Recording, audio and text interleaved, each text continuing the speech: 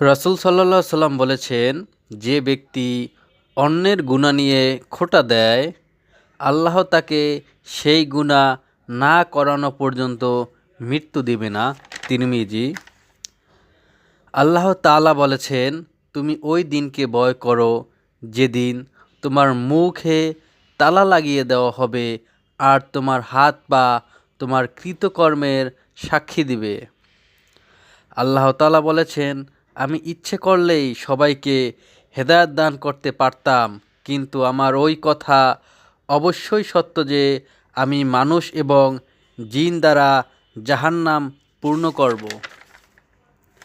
রাসূল সাল্লাল্লাহু আলাইহি সাল্লাম বলেছেন, যে ব্যক্তি প্রতি ফজর নামাজ শেষে আয়াতুল কুরসি পড়ে, তার জান্নাতে প্রবেশ করতে মৃত্যু ব্যতীত অন্য কোনো কিছু বাকি থাকে না।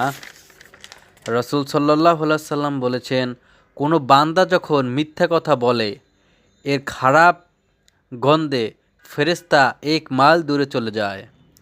রাসূল সাল্লাল্লাহু আলাইহি সাল্লাম বলেছেন, তোমাদের মধ্যে সেই ব্যক্তি উত্তম যার চরিত্র উত্তম। রাসূল সাল্লাল্লাহু আলাইহি সাল্লাম বলেছেন, লোভ লোভ আলেমের অন্তর থেকে এলেমকে বের করে দেয়।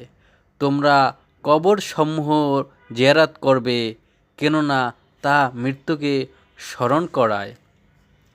রাসূল সাল্লাল্লাহু আলাইহি সাল্লাম বলেছেন, প্রত্যেক জিনিসই যাকাত রয়েছে, আর শরীরের যাকাত হলো রোজা।